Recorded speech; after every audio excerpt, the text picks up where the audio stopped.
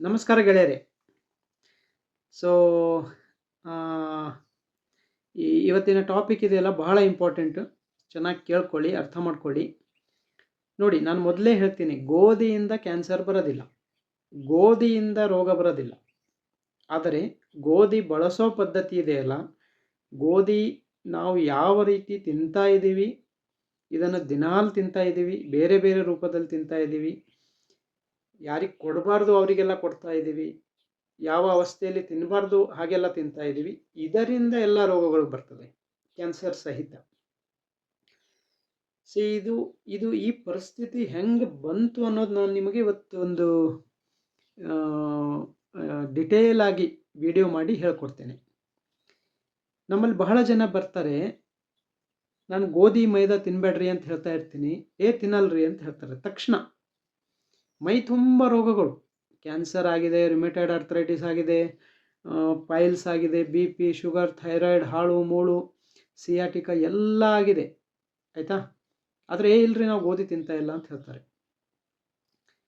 ಬೆಳಗ್ಗೆ ಬ್ರೆಡ್ ತಿಂತಾ ಇರ್ತಾರೆ, ಬರ್ತ್ಡೇ ಮಾಡ್ತಾ ಇರ್ತಾರೆ, ದಿನಾಲು ಒಬ್ಬೊಬ್ಬರದು ಕೇಕ್ ತಿಂತಾ ಇರ್ತಾರೆ, ಚಪಾತಿ ತಿಂತಾ ಇರ್ತಾರೆ ಮಧ್ಯಾಹ್ನ ರಾತ್ರಿ. ಮಕ್ಕಳು ಹಾಸ್ಟೆಲಲ್ಲಿ ದಿನಾಲು ಚಪಾತಿ ಮೇಲೆ ನಿರ್ಭರ ಇರ್ತಾರೆ. ಆಮೇಲೆ ಸ್ನ್ಯಾಕ್ಸ್ ತಿಂತಾ ಇರ್ತಾರೆ, ಪಾನಿಪುರಿ, ನೂಡಲ್ಸ್, ಹಾಳು ಮೂಳು ಎಲ್ಲ ಗೋಧಿಯಿಂದ ಮಾಡಿದ್ದು. ಇನ್ನೂ ಕೆಲವೊಬ್ಬರು ಈ ಧಾರ್ಮಿಕ ಮೂರ್ಖರು, ಆಶ್ರಮ ಗುರುಗಳ ಅವರಿವರು ಮಾತು ನಂಬ್ತಾರಲ್ಲ, ಇಲ್ರಿ ನಾವು ಗೋಧಿ ತಿನ್ನಂಗಿಲ್ಲ ಅಂತಂತಾರೆ. ಆದರೆ ಆರ್ಗ್ಯಾನಿಕ್ ಗೋಧಿ ತಿಂತಾ ಇದ್ದೀನಿ, ಅದು ಗೋಧಿ ಇಲ್ಲ, ಅದು ಬಹಳ ಒಳ್ಳೆಯದು ಅಂತ ತಿಳ್ಕೊಂಡಿರ್ತಾರೆ. ಜವೆ ಗೋಧಿ ತಿಂತಾ ಇದ್ದೀನಿ, ಅದು ಬಹಳ ಒಳ್ಳೆಯದು ಅಂತ ತಿಳ್ಕೊಂಡಿರ್ತಾರೆ. ಅದು ಗೋಧಿ ಹಂಗೆ ಹಾರ್ಮ್ ಮಾಡೋದಿಲ್ಲ. ಪತಂಜಲಿದ ಗೋಧಿ ತಿಂತಾ ಇದ್ದೀನಿ, ಗೋಧಿ ಹಿಟ್ಟು ತಿಂತಾ ಇದ್ದೀನಿ, ಇಲ್ಲ ಯಾವುದೋ ಗುರುಗಳು ಹೇಳಿದ್ದು ತಿಂತಾ ಇದ್ದೀನಿ ಅಂತ ಹಿಂಗೆಲ್ಲ ಭ್ರಮೆಯಲ್ಲಿ ಎಲ್ಲ ಗೋಧಿನೇ, ಆಯಿತಾ. ಇದು ಎಲ್ಲ ಗೋಧಿ ಬಗ್ಗೆ ಬಂತು. ಸೊ ಗೋಧಿ ನಾನು ತಿಂತಾ ಇಲ್ಲ, ಗೋಧಿ ಮೈದಾ ನಾನು ತಿಂತಾ ಇಲ್ಲ ಅಂತ ಹೇಳಿ ಕೂಡ ನೀವು ಎಲ್ಲೆಲ್ಲಿ ಗೋಧಿ ತಿಂತಾ ಇದ್ದೀರ ಅನ್ನೋದು ಒಂದು ಪಟ್ಟಿ ಹೇಳ್ಕೊಡ್ತೇನೆ ನಿಮಗೆ, ಆಯಿತಾ. ನೋಡಿ, ನಿಮಗೆ ಅದ್ಭುತ, ವಿಚಿತ್ರ ಅನಿಸ್ತದೆ. ನೇರವಾಗಿ ಕಣ್ಣಿಗೆ ಕಾಣುವ ರೂಪಗಳು ಗೋಧಿ ನೀವು ತಿನ್ನೋದು ಮನೆ ಮತ್ತು ಟಿಫಿನ್ ಬಾಕ್ಸ್ನಲ್ಲಿ. ಚಪಾತಿ, ಗೋಧಿ ರೊಟ್ಟಿ, ಪುಲ್ಕ, ತಂದೂರಿ ರೊಟ್ಟಿ, ಪರೋಟ, ಪ್ಲೇನ್ ಸ್ಟಫ್ಡ್ ಅಥವಾ ಲೇಯರ್ ಪರೋಟ, ಗೋಧಿ ಹಿಟ್ಟಿನಿಂದ ಮಾಡಿದ ಭಾಕ್ರಿ, ಕೆಲವೊಂದು ಜಾಗದಲ್ಲಿ ಭಾಕ್ರಿ ಅಂತ ಕರಿತಾ ಇದ್ದಾರೆ. ಈಗ ಭಾಕ್ರಿ ಅಂದರೆ ಜೋಳದ ರೊಟ್ಟಿ ಆ್ಯಕ್ಚುಲಿ. ಗೋಧಿ ದೋಸೆ, ಗೋಧಿ ಇಡ್ಲಿ. ನನಗೆ ಆಶ್ಚರ್ಯ ಆಯಿತು, 2 ವರ್ಷದ ಹಿಂದೆ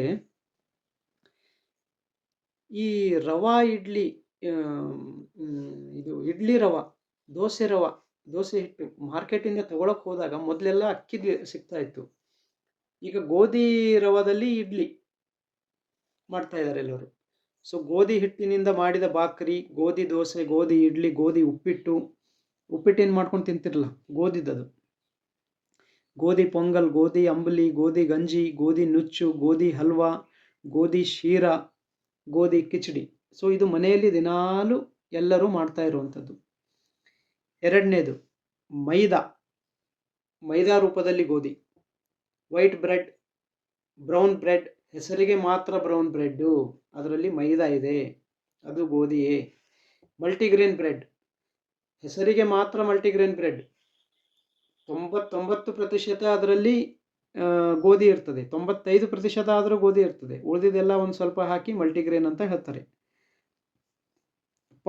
ವಡಾಪಾವ್ ಅಥವಾ bun, burger bun, pizza base, sandwich bread, garlic bread, toast, rusk, ಬಿಸ್ಕೆಟ್ಗಳು, ಕುಕೀಸ್ಗಳು, ಕೇಕ್ಗಳು, ಪೇಸ್ಟ್ರಿಗಳು, doughnuts, cream rolls, puffs, samosa, kachori, spring roll, momos, noodles, instant noodles, pasta, macaroni, ಶಾವಿಗೆ ಕೂಡ ಗೋಧಿಯಿಂದ ಮಾಡಿದ್ದು, ಶಾವಿಗೆ ಉಪ್ಪಿಟ್ಟು, ವೀಟ್ ಫ್ಲೇಕ್ಸ್, ಇದೆಲ್ಲ ಗೋಧಿದ್ದು, ಮೈದಾದಿಂದ ಮಾಡಿದ್ದು. ಚಾಟ್ಸ್ ಮತ್ತು ಬೀದಿ ಬದಿಯ ತಿಂಡಿಗಳು ಮೂರನೇದು. Bread pakora, cutlet, vada pav, frankies, rolls, shawarma, wraps ಅಥವಾ ಟೋಟಿಲಾಗಳು, ಸ್ಯಾಂಡ್ವಿಚ್ಗಳು, bread chaat, bakery patties, pani puri, khari biscuit, cream crackers, namkeen. 4ನೇದು ಹೋಟೆಲ್ ಮತ್ತು ಹೊರಗಿನ ಊಟಗಳು. ನೆನ್ಪಿಡಿ, ನೀವು ಮನೆಯಿಂದ ಹೊರಗೆ ಇಟ್ಟ ತಕ್ಷಣ ಶುರುವಾಗೋದು ಗೋಧಿ, ಅಕ್ಕಿ, ಸಕ್ಕರೆ, ಹಾಲು. ಈ 3 ಬಿಟ್ಟರೆ ಏನೂ ಇಲ್ಲ. ಇದರದೇ ಬೇರೆ ಬೇರೆ ರೂಪದಲ್ಲಿ ನಿಮಗೆ ಚಟ ಆಗುವಂಗೆ, ರುಚಿ ಆಗುವಂಗೆ ಮಾಡಿಕೊಡ್ತಾ ಇದ್ದಾರೆ ಅಷ್ಟೇ. ಸೊ 4ನೇದು ಹೋಟೆಲ್ ಮತ್ತು ಹೊರಗಿನ ಊಟಗಳು. ನಾರ್ತ್ ಇಂಡಿಯನ್ ಮೀಲ್ಸ್, ಬಫೆ ಊಟ, ಹೋಟೆಲ್ ಬ್ರೇಕ್ಫಾಸ್ಟ್, ವಿಮಾನದಲ್ಲಿ ಕೊಡೋ ಊಟ, ಹಾಸ್ಟೆಲ್ನಲ್ಲಿ ಕೊಡೋ ಊಟ, ಸ್ಕೂಲ್ ಕ್ಯಾಂಟೀನ್ಗಳಲ್ಲಿ ಕೊಡೋ ಊಟ, ಆಫೀಸ್ ಕ್ಯಾಂಟೀನ್ನಲ್ಲಿ ಕೊಡೋ ಊಟ. ಪ್ರತಿಯೊಂದರಲ್ಲಿ ನೋಡಿ ಚಪಾತಿ ಇಲ್ಲ ಸ್ಯಾಂಡ್ವಿಚ್ಚು ಅದು ಇದು ಏನೇ ಇಟ್ಟಿರ್ತಾರೆ ಎಲ್ಲ ಗೋಧಿದ್ದದೆಲ್ಲ. 5ನೇದು ಹೆಲ್ತ್ ಅಂತ ಸುಳ್ಳು ಹೇಳಿ ನಮಗೆ ಸುಳ್ಳು ಹೇಳಿ ನಮಗೆ ನಂಬಿಸ್ಕೊಂಡು ಹೆಲ್ದಿ ಸ್ನ್ಯಾಕ್ಸ್ ಇದೆ, ಹೆಲ್ದಿ ಊಟ ಇದೆ ಅಂತ ಹೇಳಿ ಕೂಡ ನಾವು ಗೋಧಿನೇ ತಿಂತಾ ಇದ್ದೀವಿ, ತಿನ್ನಿಸ್ತಾ ಇದ್ದಾರೆ ನಿಮಗೆಲ್ಲ. ಓಟ್ಸ್ ಜೊತೆ ಗೋಧಿ ಬೆರೆಸಿರೋ ಮಿಕ್ಸ್, ಗೋಧಿ ಆಧಾರಿತ ಬ್ರೇಕ್ಫಾಸ್ಟ್ ಸೀರಿಯಲ್ಸ್, ಪ್ರೋಟೀನ್ ಬಾರ್ಸ್ ಅಂತ ಹೇಳ್ತಾರಲ್ಲ ಅದ್ರಲ್ಲಿ ಗೋಧಿ ಇರ್ತದೆ, ಎನರ್ಜಿ ಬಾರ್ಸ್, ಗ್ರ್ಯಾನ್ಯುಲಾ, ಡಯಟ್ ಬಿಸ್ಕೆಟ್ಗಳು. ಹೇಳೋದಕ್ಕೆ ಮಾತ್ರ ಡಯಟ್ ಬಿಸ್ಕೆಟು, ಅದರಲ್ಲಿ ಮೈದಾ ಇರ್ತದೆ. ಡೈಜೆಸ್ಟಿವ್ ಬಿಸ್ಕೆಟ್ಗಳು, ಗ್ಲೂಕೋಸ್ ಬಿಸ್ಕೆಟ್ಗಳು, ಪುಟಾಣಿ ಮಕ್ಕಳಿಗೆ ಅಂತಲೇ ಇರೋ ಗೋಧಿ ರಸ್ಕ್, ಹೈ ಫೈಬರ್ ಅಂತ ಮಾರ್ಕೆಟ್ ಮಾಡೋ ಗೋಧಿ ಉತ್ಪನ್ನಗಳು. ಹೇಳೋದಕ್ಕೆ ಮಾತ್ರ ಹೈ ಫೈಬರ್, ಆದರೆ ಅದರಲ್ಲಿರೋದು ಗೋಧಿ. 5ನೇದು ಮಕ್ಕಳ ಆಹಾರ, ಬೇಬಿ ಮತ್ತು ಚೈಲ್ಡ್ ಫುಡ್ಸ್ ಅಂತ ಮಾರಾಟ ಮಾಡ್ತಾ ಇದ್ದಾರೆ. ಅಂಗಡಿಯಲ್ಲಿ ಸಿಗೋ ಬೇಬಿ ಸೀರಿಯಲ್ಸ್, ಸೆರ್ಲ್ಯಾಕ್, ಇವು ಪ್ರೋಟೀನ್ ಎಕ್ಸ್, ಇದೆಲ್ಲ ಇರ್ತದೆ ನೋಡಿ. ಬೇಬಿ ರಸ್ಕ್, ಶಾಲೆಗೆ ಕೊಟ್ಟು ಕಳಿಸೋ ಸ್ನ್ಯಾಕ್ಸ್, ದಿನ ಬ್ರೆಡ್ ಸ್ಯಾಂಡ್ವಿಚ್ ಕೊಡೋದು, ಅದರಲ್ಲಿ ತರಕಾರಿ ಇಟ್ಟು ಇದು ಹೆಲ್ದಿ ಫುಡ್ ಅಂತ ಹೇಳಿ ಕೊಡೋದು, ಆದರೆ ಮೇಲೆ ಕೆಳಗೆ ಬ್ರೆಡ್ ಇದೆ, ಹೆಲ್ದಿ ಫುಡ್ ಇಲ್ಲ ಅದು. ಮಕ್ಕಳಿಗೆ ಕೊಡೋ ಬೇಕರಿ ಪದಾರ್ಥಗಳು, ಮಕ್ಕಳಿಗೆ ಬೇಗ ತಯಾರಾಗಲಿ ಅಂತ ಪಾಸ್ತಾ ಇದೆಲ್ಲ ಮಾಡ್ತಿರಲ್ಲ ಪ್ಯಾಕೆಟಲ್ಲಿ ತಂದು. ಹೋಟೆಲಲ್ಲಿ ಗ್ರೇವಿ ಮಾಡ್ತಾರೆ ನೋಡಿ, ದಪ್ಪ ಗ್ರೇವಿ ಮಾಡಿಕೊಡ್ತಾರಲ್ಲ ಅದೆಲ್ಲ ಮೈದಾ ಹಾಕಿ ಮಾಡೋದು. ಮಾರ್ಕೆಟ್ ಪ್ಯಾಕೆಟ್ನಲ್ಲಿ ಸೂಪ್ ಇದೆಲ್ಲ ಸಿಗ್ತದೆ ನೋಡಿ, ಇನ್ಸ್ಟಂಟ್ ಸೂಪ್, ಅದೆಲ್ಲ ಮೈದಾ, ಅದರಲ್ಲಿ ಮೈದಾ ಇರ್ತದೆ. 6ನೇದು ಕಣ್ಣಿಗೆ ಕಾಣದ ಗೋಧಿ, ಮುಚ್ಚಿಕೊಂಡಿರೋ ಗೋಧಿ, ಹಿಡನ್ ವೀಟ್, ಗ್ರೇವಿಗಳು ಹೋಟೆಲ್ನಲ್ಲಿ ಮಾಡೋದು, ಈಗಲೇ ಹೇಳಿದ್ನಲ್ಲ. ಪ್ಯಾಕ್ಡ್ ಸೂಪ್ಗಳು, ಸೂಪ್ನಲ್ಲಿ ರೆಡಿ ಟು ಈಟ್, ಈ ನೂಡಲ್ಸ್ ಇದೆಲ್ಲ. ಫ್ರೋಜನ್ ಫುಡ್ಸ್, ಐಸ್ ಕ್ರೀಮಲ್ಲಿ ಕೂಡ ಗೋಧಿ ಇರ್ತದೆ. ಫ್ರೋಜನ್ ಫುಡ್ಸ್, ಕೋಟೆಡ್ ನಟ್ಸ್, ಕಡಲೆಕಾಯಿ ಮೇಲೆ ಗೋಧಿ ಹಾಕಿ ಫ್ರೈ ಮಾಡೋದು. Soya sauce, malted drinks, ice cream. ಸರಿ, ಇದೆಲ್ಲ ಕೋನ್ ಮತ್ತು ಫಿಲ್ಲರ್ ಸಲುವಾಗಿ ಯೂಸ್ ಮಾಡ್ತಾರೆ. Malted drinks, health drink powder ಅಂತ ಹೇಳಿಕೊಡ್ತಾರೆ, ಅದರಲ್ಲಿ ಗೋಧಿ ಇರ್ತದೆ. 7ನೇ ಪಾಯಿಂಟ್ ಸಂಪ್ರದಾಯ ಮತ್ತು ನಮ್ಮ ರೂಢಿಗಳು. ನಾವು ಮನೆಯಲ್ಲಿ ಏನು ಮಾಡ್ತಾ ಇದ್ದೀವಿ, ಏನೋ ಒಂದು ಕಾರಣ ಹೇಳಿ ಜೋಳ, ನವಣಿ, ರಾಗಿ ಬಿಟ್ಟು ಗೋಧಿ ಊಟ ಮಾಡೋದು, ಏನೋ ಒಂದು ಕಾರಣ. ಇವತ್ತು ಬರ್ತ್ಡೇ ಇದೆ, ವೀಕೆಂಡ್ ಇದೆ, ಸಂಡೇ ಇದೆ, ನೆಂಟರು ಬಂದಿದ್ದಾರೆ, ಸ್ಪೆಷಲ್ ಡೇ ಇದೆ, ಹಬ್ಬ ಇದೆ, ಕಾರ್ಯಕ್ರಮ ಇದೆ, ಈ ಥರ ಪ್ರಸಾದ, ಗೋಧಿಯಿಂದ ಪ್ರಸಾದ ಮಾಡೋದು, ಹಬ್ಬದ ವಿಶೇಷ ಅಡುಗೆಗಳು ಮಾಡೋದು, ದಿನಕ್ಕೆ ಅಟ್ಲೀಸ್ಟ್ 2 ಚಪಾತಿ ತಿಂದರೆ ಒಳ್ಳೆಯದು, ಚೆನ್ನಾಗಿರ್ತದೆ ಅಂತ ತಿನ್ನೋದು. ಡಾಕ್ಟರ್ಗಳು ಲೈಟ್ ಫುಡ್ ಊಟ ಮಾಡಿ. ಈಗ ಏನಾಗಿದೆ, ಪ್ರತಿಯೊಂದು ಏನು ಜ್ವರ ಬರಲಿ, ಮೈಕೈ ನೋವು ಬರಲಿ, ಆರ್ಥರೈಟಿಸ್ ಆಗಲಿ, ಕ್ಯಾನ್ಸರ್ ಆಗಲಿ, ಏನೇ ಆಗಲಿ, ರೊಟ್ಟಿ ಬಿಡಿಸೋದು, ಚಪಾತಿ ತಿನ್ಸೋಕ್ಕೆ ಶುರು ಮಾಡೋದು. ಅವ್ರು ಸಾಯಂಗೆ ಮಾಡ್ತಾ ಇದ್ದಾರೆ ನೀವು ಅಷ್ಟೇ, ಇವರು ಫರ್ದರ್ ಡ್ಯಾಮೇಜಿಂಗ್ ದ ಪರ್ಸನ್. ಉಳಿಯಲ್ಲ. ಈ ಥರ ಮಾಡ್ತಾ ಹೋದರೆ ಆ ಮನುಷ್ಯ ಹಾಳಾಗ್ತಾನೆ ಹೋಗ್ತಾನೆ. ಆಸ್ಪತ್ರೆಗಳಲ್ಲಿ ಕೊಡೋ ಆಹಾರ ಕೂಡ ಗೋಧಿಯಿಂದನೇ ಮಾಡ್ತಾ ಇದ್ದಾರೆ ಈಗ ಪ್ರತಿಯೊಂದು. ಯಾವ ಆಸ್ಪತ್ರೆಯಲ್ಲಿ ಮುದ್ದೆ ಮಾಡಿರೋದು ನೋಡ್ರಿ, ಮುದ್ದೆ ರೊಟ್ಟಿ ಮಾಡಿರೋದು ನೋಡ್ರಿ. ಸರಿ, ಕೊನೆಯದಾಗಿ ಇದೆಲ್ಲದರ ಜೊತೆ ನಾವು ನಮ್ಮ ವರ್ತನೆ ಇದೆಯಲ್ಲ, ಎಷ್ಟೊಂದು ಬಾರಿ ನಾವು ತಿಂತಾ ಇದ್ದೀವಿ. ಬೆಳಗ್ಗೆ ತಿಂಡಿಗೆ ಗೋಧಿ, ಮಧ್ಯಾಹ್ನ ಊಟಕ್ಕೆ ಚಪಾತಿ, ರಾತ್ರಿ ಊಟಕ್ಕೆ ಗೋಧಿ, ಮತ್ತೆ ಸ್ನ್ಯಾಕ್ಸ್ ತಿನ್ನೋದು, ಊಟದ ನಂತರ ಗೋಧಿಯ ಸಿಹಿ ತಿನ್ನೋದು, ಸುಮ್ಮನೆ ಬಿಸ್ಕೆಟ್ ತಿಂತಾ ಇರೋದು. ಸೊ ಗೋಧಿ ಈಗ ಕೇವಲ ಒಂದು ಆಹಾರ ಆಗಿ ಉಳಿದಿಲ್ಲ, ಅದು ನಮಗೆ ಗೊತ್ತಿಲ್ಲದಂತೆ ಪ್ರತಿ ಹಂತದಲ್ಲೂ ನುಸುಳಿರೋ ಒಂದು ಹಿನ್ನೆಲೆ ಪದಾರ್ಥವಾಗಿ ಬಿಟ್ಟಿದೆ. ದಿನಕ್ಕೆ 3 ರಿಂದ 6 ಬಾರಿ ನಮಗೆ ಅರಿವಿಲ್ಲದೆಯೇ ನೀವು ಇದನ್ನು ಸೇವಿಸ್ತಾ ಇದ್ದೀರಿ. ಈಗ ಸೊ ಸರಿ, ಇದೆಲ್ಲ ಆಯಿತು, ಮಾಡ್ತಾ ಇದ್ದೀವಿ. ಬಟ್ ಇದರಲ್ಲಿ ಆರೋಗ್ಯದ ಸಮಸ್ಯೆ ಎಲ್ಲಿಂದ ಬಂತು, ಹೆಂಗೆ ಶುರು ಆಯಿತು, ಗೊತ್ತಾಗಲಿಲ್ಲ. ಸೊ ನಮ್ಮ ದೇಶದಲ್ಲಿ ಮೊದಲು ಹೆಂಗಿತ್ತು, ಗೋಧಿ ಎಷ್ಟು ತಿಂತಾ ಇದ್ರು, ಎಲ್ಲಿ ತಿಂತಾ ಇದ್ರು, ಅದು ನಿಧಾನಕ್ಕೆ ಯಾರು ಕೆಡಿಸಿದ್ರು, ಯಾರು ಈ ಥರ ಮಾಡಿದ್ರು, ಅದು ಪ್ರತಿಯೊಂದು ಹಂತದಲ್ಲಿ ಏನೇನು ಎಫೆಕ್ಟ್ ಆಯಿತು ಅಂತ ಒಂದು ರೀಡಿಂಗ್ ಮಾಡಿದ್ದೀನಿ, ಹೇಳ್ತೀನಿ ಕೇಳಿ. ಓದ್ತಾ ಹೋಗ್ತೇನೆ, ಎಲ್ಲಿ ಎಕ್ಸ್ಪ್ಲನೇಷನ್ ಕೊಡಬೇಕು ಅನ್ನಿಸ್ತದೆ ಕೊಡ್ತೇನೆ, ಆಯಿತಾ. ನಮ್ಮಲ್ಲಿ ಒಂದು ವಿಡಿಯೋದಲ್ಲಿ ಕೆಳಗೆ ಒಬ್ಬರು ಕಮೆಂಟ್ ಮಾಡಿದರು, ನೀವು ಓದಿ ಹೇಳಬೇಡಿ, ನ್ಯಾಚುರಲ್ ಆಗಿ ನೈಸರ್ಗಿಕವಾಗಿ ಎಕ್ಸ್ಪ್ಲೇನ್ ಮಾಡಿ ಅಂತ. ಆದರೆ ನಾನು ನೇರವಾಗಿ ಎಕ್ಸ್ಪ್ಲೇನ್ ಮಾಡಿದರೆ ಕೆಲವೊಂದು ವಿಷಯಗಳು ಬಿಟ್ಟು ಹೋಗ್ತದೆ, ಅದು ಇಂಪಾರ್ಟೆಂಟ್ ಆಗಿರೋ ವಿಷಯನೂ ಬಿಟ್ಟು ಹೋಗ್ತದೆ, ಎಲ್ಲ ನೆನ್ಪಿಟ್ಕೊಂಡು ಹೇಳೋಕ್ಕಾಗೋದಿಲ್ಲ. ಅದಕ್ಕೆ ನಾನು ಕೆಲವೊಂದು ಟಾಪಿಕ್ಗಳು, ಬಹಳ ಕಾಂಪ್ಲೆಕ್ಸ್ ಇರುವಂಥ ಟಾಪಿಕ್ಗಳು ಓದಿ ಹೇಳೋದಕ್ಕೆ ಇಷ್ಟಪಡ್ತೇನೆ, ಆಯಿತಾ. ಸೊ ಕೆಲವೊಂದು ಸರಿ ಕೆಳಗೆ ನೋಡಬೇಕಾಗ್ತದೆ, ಮೇಲೆ ನೋಡಬೇಕಾಗ್ತದೆ, ನೀವು ಅಡ್ಜಸ್ಟ್ ಮಾಡ್ಕೋಬೇಕು, ಏನು ಮಾಡೋಕ್ಕಾಗಲ್ಲ. ಸರಿ, 12-13 ಹಂತದಲ್ಲಿ ಈ ಡಿವೈಡ್ ಮಾಡಿದ್ದೀನಿ. ಯಾವ ಕಾಲದಲ್ಲಿ ಏನೇನಾಯಿತು. ಬ್ರಿಟಿಷರಿಗಿಂತ ಮುಂಚಿನ ಕಾಲ, ವರ್ಷ 1750ಕ್ಕೆ ಮೊದಲು. ಅಂದು ಭಾರತದಲ್ಲಿ ಒಂದೇ ರಾಷ್ಟ್ರೀಯ ಆಹಾರ ಅಂತ ಇರಲಿಲ್ಲ. ಊಟ ಅನ್ನೋದು ಆಯಾ ಪ್ರದೇಶದ ಹವಾಮಾನ ಮತ್ತು ಮಣ್ಣಿಗೆ ತಕ್ಕಂತೆ ಇತ್ತು. ನಮ್ಮಲ್ಲಿ ಜೋಳ, ಇನ್ನು ಕೆಳಗೆ ಹೋದರೆ ರಾಗಿ, ಇನ್ನು ಕೆಳಗೆ ಹೋದರೆ ಮೀನು, ಮತ್ತು ಉತ್ತರ ಭಾರತಕ್ಕೆ ಹೋದರೆ ಸಜ್ಜೆ. ಸೊ ಈ ಥರ ಆಹಾರದ ಪದ್ಧತಿ ಇತ್ತು. ಈಗ ನಮ್ಮ ದೇಶದ ಪ್ರತಿಯೊಂದು ಭಾಗದಲ್ಲಿ ದಿನಾಲು ಎಲ್ಲರೂ ಗೋಧಿ ಚಪಾತಿ, ಬ್ರೆಡ್ಡು, ಬಿಸ್ಕೆಟು ತಿಂತಾ ಇದ್ದಾರೆ. ಈ ಥರ ಅವಾಗ ಇರಲಿಲ್ಲ. ಹವಾಮಾನ ಮೊದಲಿಂದ ಏನು ನಡ್ಕೊಂಡು ಬಂದಿತ್ತೋ, ಪರಿಸರ ಏನು ಅವಕಾಶ ಕೊಡ್ತಾ ಇತ್ತು, ಆ ಆಹಾರ ಇತ್ತು ಅವಾಗ. ಒಣ ಪ್ರದೇಶಗಳಲ್ಲಿ ಸಿರಿಧಾನ್ಯಗಳು, ಮಳೆ ಬೀಳುವ ಕಡೆ ಅಕ್ಕಿ, ಕಾಡಿನ ಹಣ್ಣು ಗೆಣಸುಗಳು ಮುಖ್ಯವಾಗಿದ್ದವು. ಗೋಧಿ ಕೇವಲ ಉತ್ತರ ಭಾರತಕ್ಕೆ ಸೀಮಿತವಾಗಿತ್ತು. ವಾಯುವ್ಯ ಇದೆಯಲ್ಲ, ನಮ್ಮ ನಾರ್ತ್ ವೆಸ್ಟರ್ನ್ ಪಂಜಾಬ್ ಏರಿಯಾ ಇದೆಯಲ್ಲ, ಅಲ್ಲಿ ಅಷ್ಟೇ ಗೋಧಿ ಬೆಳೀತಾ ಇದ್ರು ಬ್ರಿಟಿಷರು ಬರೋದಕ್ಕಿಂತ ಮೊದಲು. ಉಳಿದ ಕಡೆ ಅದು ಹಬ್ಬಕ್ಕೆ ಮಾತ್ರ ಅಥವಾ ಅತಿಥಿ ಬಂದಾಗ ಮಾಡುವ ಅಪರೂಪದ ಅಡುಗೆಯಾಗಿತ್ತು. ಅಲ್ಲಿ ಕೂಡ ಪಂಜಾಬ್ ಏರಿಯಾದಲ್ಲಿ ಕೂಡ ದಿನಾಲೂ ಆ ಟೈಮಲ್ಲಿ ಗೋಧಿ ತಿನ್ನೋ ಅಭ್ಯಾಸ ಇರಲಿಲ್ಲ. ಮಕ್ಕೆ ಕಿ ರೋಟಿ ಸರ್ಸೋ ಕಾ ಸಾಗ್, ಬಾಜ್ರೆ ಕಿ ರೋಟಿ ಸರ್ಸೋ ಕಾ ಸಾಗ್ ಅಂತ ಹೇಳ್ತಾರೆ ಅವರು. ಗೇಹೂ ಕಿ ರೋಟಿ ಸರ್ಸೋ ಕಾ ಸಾಗ್ ಅಂತ ಹೇಳಲ್ಲ. ಓಕೆ. ಸೊ ಆವಾಗ ದೇಹ ಯಾವ ಥರ ಇತ್ತು, ಜನ ತುಂಬ ದೈಹಿಕ ಶ್ರಮ ಪಡುತ್ತಿದ್ದರು, ಸರಿಯಾದ ಸಮಯಕ್ಕೆ ಊಟ ಮಾಡುತ್ತಿದ್ದರು. ಇದರಿಂದ ದೇಹದ ಜೀರ್ಣಕ್ರಿಯೆ ಮತ್ತು ಇನ್ಸುಲಿನ್ ಮಟ್ಟ ಸಮತೋಲನದಲ್ಲಿತ್ತು. ಬೊಜ್ಜು, ಸಕ್ಕರೆ ಕಾಯಿಲೆ ಅಂದು ಯಾರಿಗೂ ಗೊತ್ತೇ ಇರಲಿಲ್ಲ. ಓಕೆ. ಸೊ ಎರಡನೇ ಹಂತ, ಇದರ ನಂತರ ಬ್ರಿಟಿಷರು ಬಂದರು. ಸೊ ಇದು 1750ರಿಂದ 1997 ತನಕ, ಅಂದರೆ ಫ್ರೀಡಮ್ ಫೈಟ್ ಮುಗಿಯೋದಕ್ಕಿಂತ ಮೊದಲು. ಈ ಟೈಮಲ್ಲಿ ಏನೇನು ಬದಲಾವಣೆ ಆಯಿತು. ಬ್ರಿಟಿಷರಿಗೆ ಜಾಸ್ತಿ ದಿನ ಸ್ಟೋರ್ ಮಾಡಬಹುದಾದ ಮತ್ತು ರೈಲ್ವೆ ಮೂಲಕ ದೂರದ ಊರಿಗೆ ಸಾಗಿಸಲು ಸುಲಭವಾಗುವ ಧಾನ್ಯ ಬೇಕಿತ್ತು. ಅವರಿಗೆ ಗೋಧಿ ಲಾಭದಾಯಕ ಅನ್ನಿಸಿತು.